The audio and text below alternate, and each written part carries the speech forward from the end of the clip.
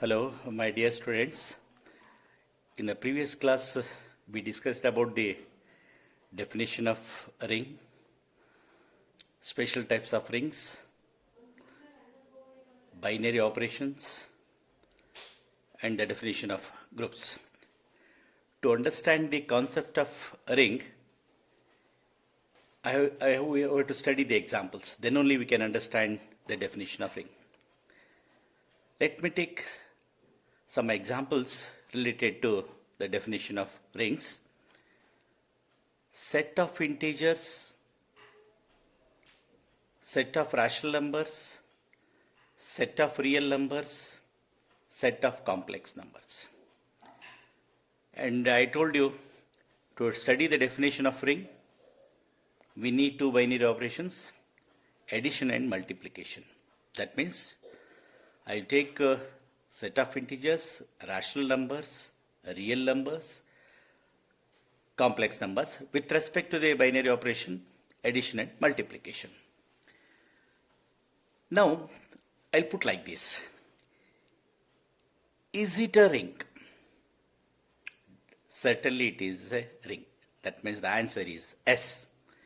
Because the set of integers, set of rational numbers, set of real numbers and complex number satisfy all the laws of rings. That means the closure law, associative law, identity law, inverse law, commutative law with respect to the binary operation addition. Under multiplication, it is only a semi-group. That you know, semi-group means only closure law and associative law, both are satisfied. At the end, distributive law. That means clearly the set of integers, rational number, set of rational numbers, set of real numbers and complex number is a ring.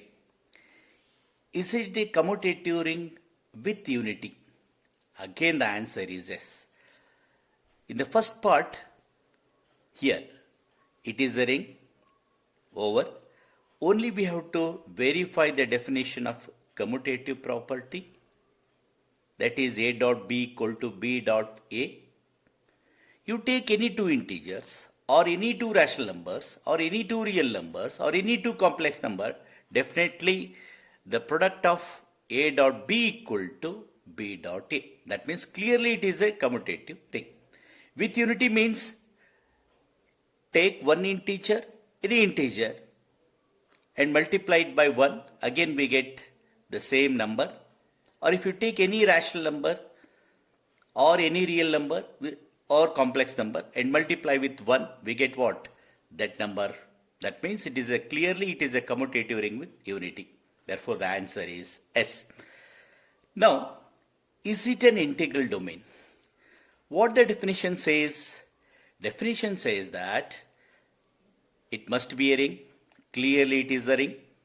It must be a commutative ring with unity. Fine. Because the set of integers or the rational numbers or the real numbers or the complex number is a commutative ring with unity. What is required to complete the definition of integral domain? Without zero divisors, you take any two real numbers or any two rational numbers or any two integers or any two complex number.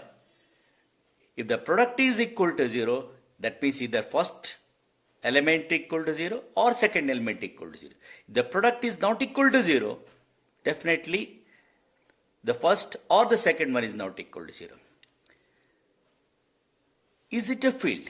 Because we have studied all such type of, in the group theory, we verified all such laws, closure law, associative law, identity law and inverse law. Is it a field? Clearly, set of rational numbers, set of real numbers, set of complex number with respect to addition and multiplication is a field, no doubt at all. Because every non-zero, what is important again to verify the definition of field? It must be a commutative ring with unity and every non-zero element of set has a multiplicative inverse. You take any rational number, it has a multiplicative inverse. You take any real number, it has a multiplicative inverse. For example, 2. The multiplicative inverse of 2 is what? 1 by 2. Multiplicative inverse of 2 by 3 is what? 3 by 2. Okay? But the set of integers, listen to my words carefully, set of integer is not a field. Why? Now the question arises in our mind, why it is not a field? To say it is a field, what is essential? Every non-zero element has a multiplicative inverse. But here, only 1 and minus 1 have multiplicative inverse. The multiplicative inverse of 1 is 1 because 1 dot 1 equal to 1.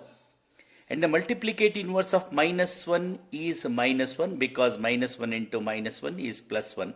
What about other? 2. What is the multiplicative inverse of 2? Multiplicative inverse of 2 is 1 by 2, but 1 by 2 is not an integer. If I take 1 by 3, the multiplicative inverse of 1 by 3 is what? 3. Okay, but 1 by 3 is not an integer. We can't take 1 by 3. The multiplicative inverse of 3 is what? 1 by 3, but 1 by 3 is not an integer. That means the set of integers is not a field, but it is only what? It is only what? Integral domain. Set of integers, rational numbers, set of rational numbers, set of real numbers, set of complex number.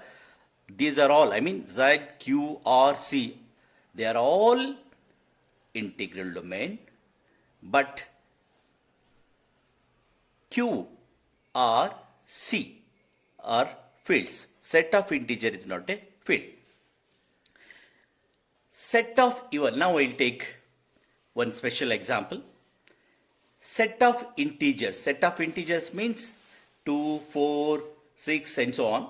Set of even integers with respect to addition and multiplication is a commutative ring without unity because 1 is not an even integer. Therefore, the set of integers with respect to addition and multiplication is simply a commutative ring without unity. Now the question arises, is it a field? Is it an integral domain? Clearly it is not an integral domain and field, because to define integral domain and field, it must be what? It must be a commutative ring with unity. But this example is what? Without unity. Okay, I hope you got it. Now we'll take one more example. Prove that R means one set here under addition modulo 6, multiplication modulo 6, that means mod 6 and mod 6, and with binary operations are addition and multiplication, where R is a set containing, since it is addition modulo 6, multiplication modulo 6, we see 6 elements starting from 1, 0, 1, 2, 3, 4, 5 is a commutative ring. We have to verify, we have to check whether it is a commutative ring or not. Since it is a prove that means it should be a commutative ring. What you have to do? We have to prepare a table, that is a composition table for with respect to addition and multiplication. Let me prepare a table with respect to the binary operation addition. Here we prepare a table like this because this we have studied in groups. Horizontal row, vertical column, that column means itself is a vertical. Row means here 0, the elements of row here 0, 1, 2, 3, 4, 5. You add these two, we get 0. If you add these 0 plus 1, we get 1. 0 plus 2, 2, and so on. First we have to prepare this table. From this table, here I will take one special point here. 3 plus 4 is 7. 7 under addition modulo 6 is 1. Here, now 3 plus 5 is 8. Under addition modulo 6, what we see? here. 2. After preparing the table, we have to check whether all the laws are holds good or not. I mean the closure law, associative law, and so on. From the table, it is clear that R is closed with respect to addition mod 6 because elements of this table are the members of what? R.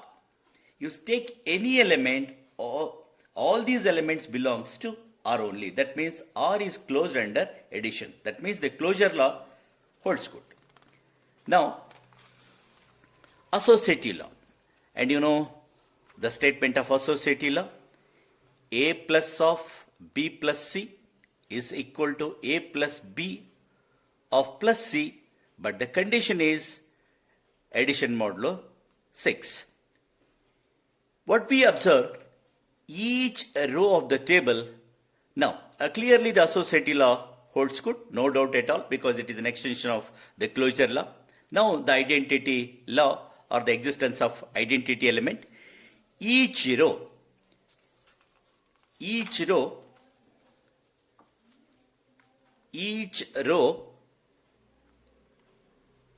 of this table has identity element, that is additive identity.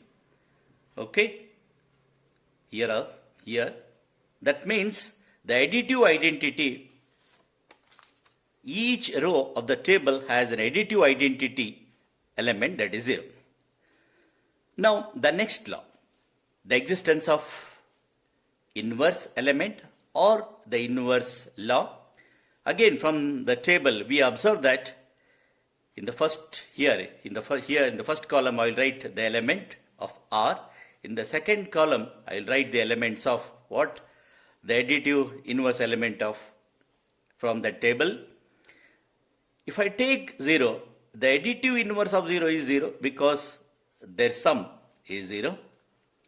Next, the additive inverse of 1 is 5 because again their sum under Z6, I mean addition modulo 6 is 0.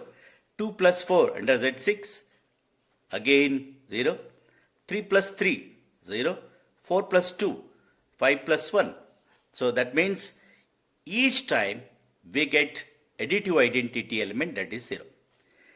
Hence the additive inverse of each element, what it shows? It shows that the additive inverse of each element exists.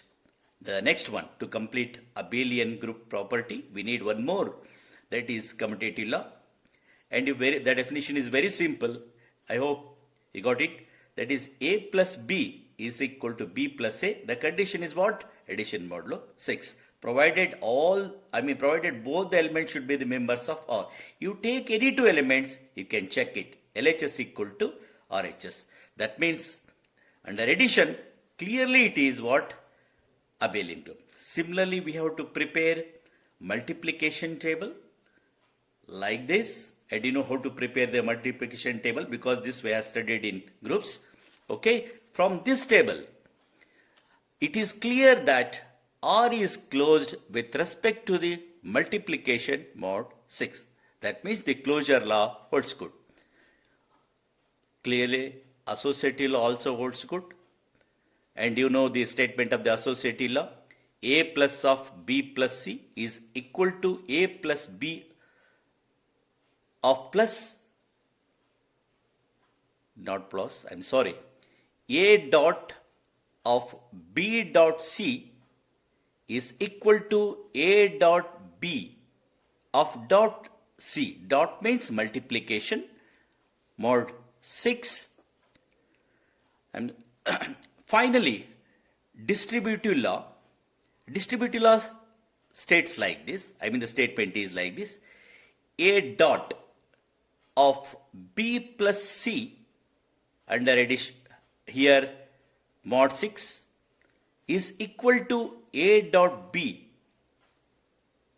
plus A dot C. The condition is what? Mod 6. Here we can verify easily. This is said to be the left distributive law. The second one is right distributive law. Clearly, if you take any three elements from the table or the set, You can verify these two conditions, left distributive law as well as right distributive law. Clearly LHS is equal to RHS. That means the distributive law holds good. Let us take one simple example. Let me take three elements from the set R and check whether the distributive law holds good or not. Let me take these three elements, 2, 3, 4. Here, this part, LHS part. LHS is like this. 2 dot means binary operation is multiplication. 2 dot of 3 plus binary operation is addition. 3 plus 4. Here, mod 6. Again, right hand side, A dot B, 2.3 plus 2.4. Okay, mod 6. Clearly we see LHS equal to RHS. That means the set R under addition modulo 6 and multiplication modulo 6 is a commutative ring. By seeing this example, we can say like this. What we say, if the ring is commutative, if the commutative law holds good, the set Zn means up to n minus 1, starting from 0, 0, 1, 2, 3, up to n minus 1. Then Zn under addition mode n, multiplication mode n is a ring, no doubt at all. But this ring is called as what?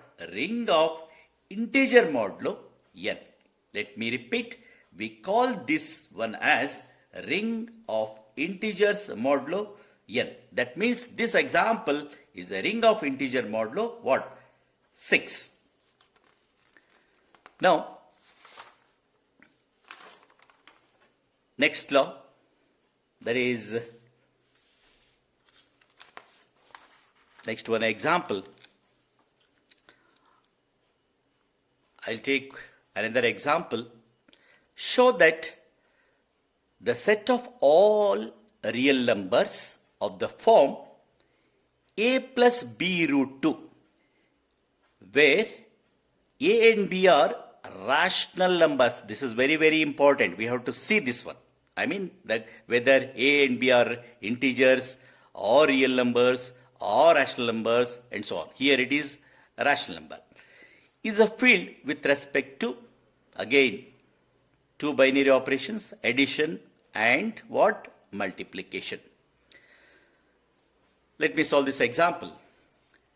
F, that means non-empty set with two binary operations. The first one is addition, multiplication, where F, what is F?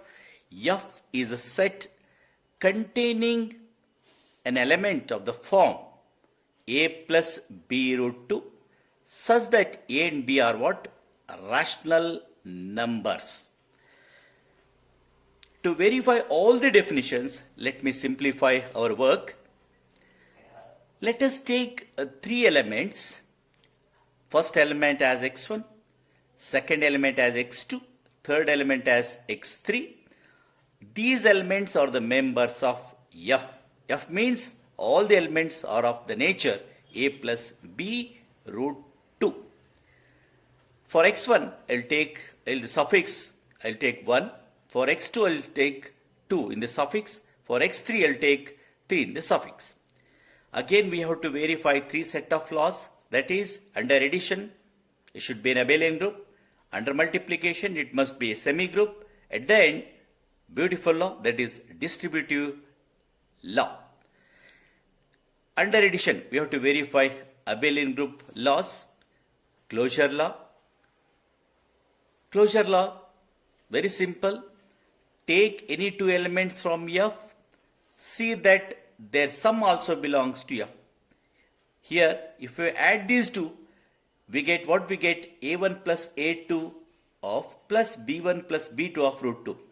A1 is a rational number, A2 is a rational number, definitely their sum is also a rational number. B1 is a rational number, B2 is a rational number, definitely their sum is also a rational number. And again, at the end, and this is of the form what?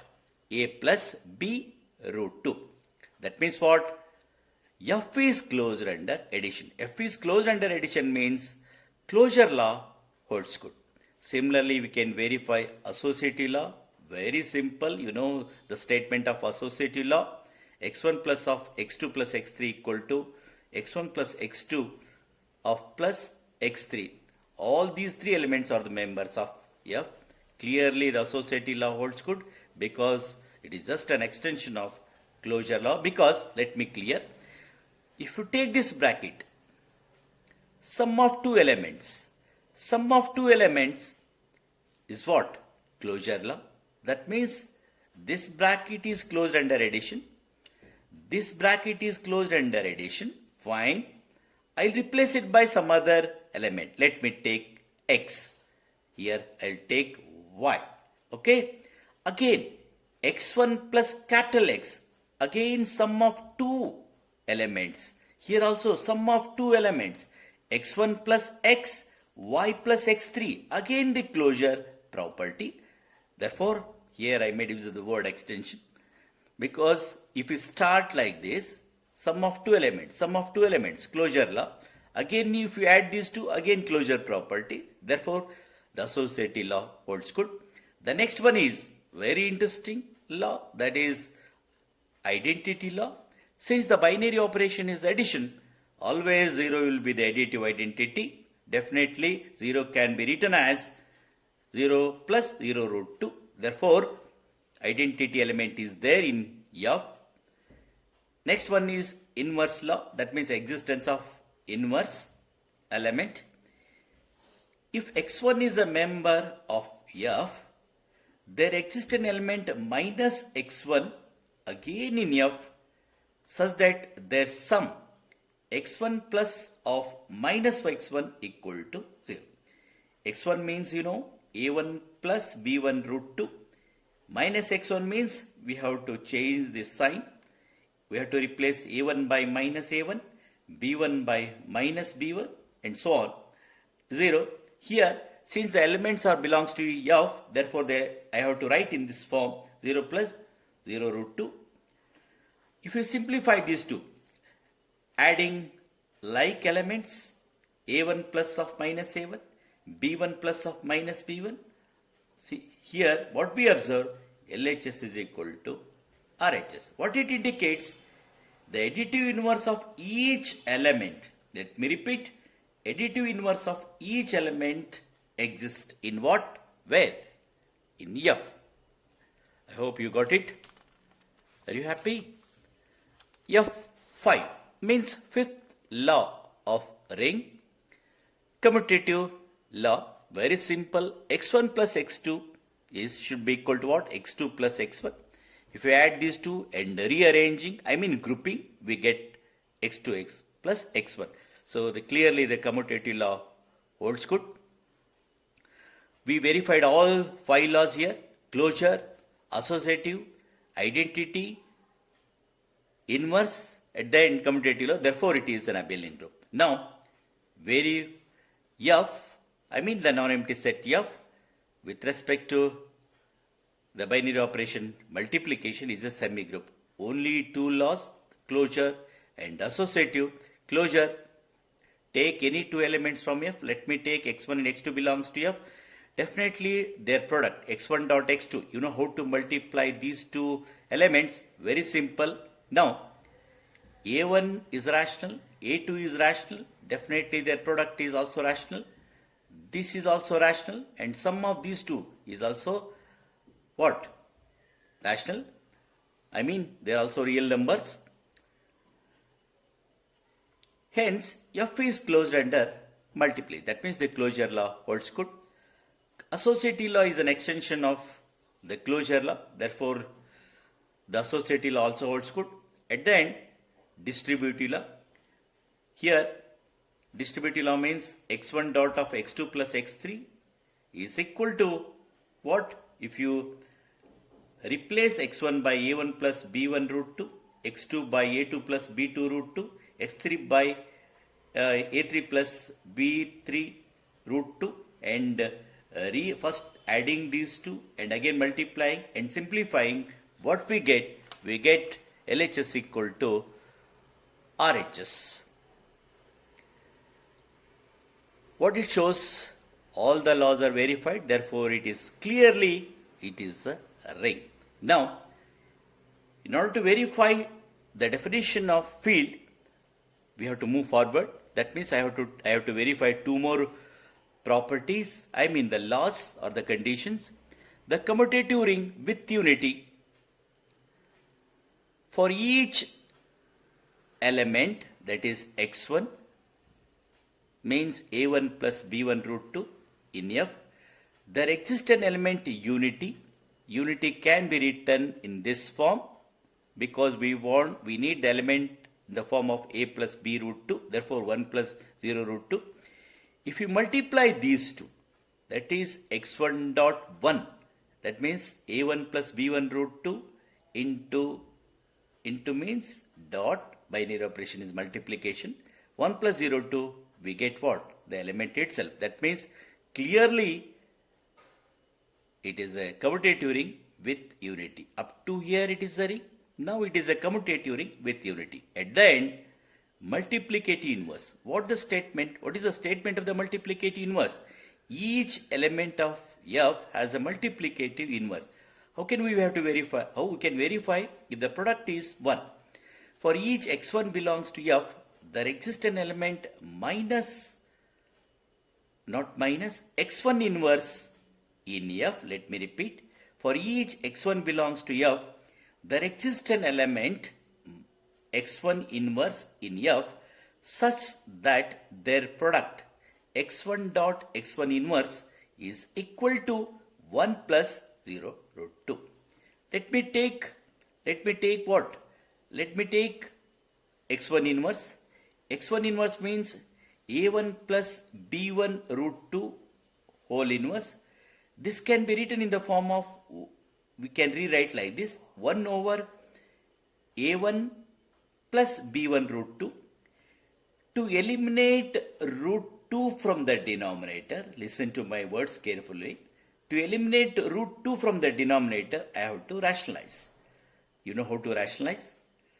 I will multiply it by a1 minus b1 root 2 by a1 minus b1 root 2. If you multiply these two, we get like this. Separating, because we have to express in the form of a plus b root 2, we get like this. Let me take the denominator. Clearly the denominator is not equal to 0 for all a1 b1 belongs to a rational number. This is very, very important. Also, first bracket is this. What is that?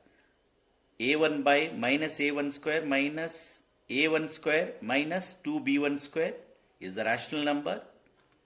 Minus b1 over a1 square minus 2b1 square is also rational number, and it is of the form a plus b root 2. Therefore, clearly this shows that it is the multiplicative inverse law holds good. It is a commutative ring with unity, and every non-zero element has a multiplicative inverse. By seeing all these laws, we can say, or we can conclude that F, the non-empty set F, with respect to the binary operation addition and multiplication, is a field. I hope you got it. If you have any doubt, you can come to the department and clarify. Now the question arises in mind, is it an integral domain? Definitely. Answer is yes, because every field, we know that. We know this word. What we know? Every field is an integral domain. So in my next class, I'll take few more examples and theorems on rings. Thank you.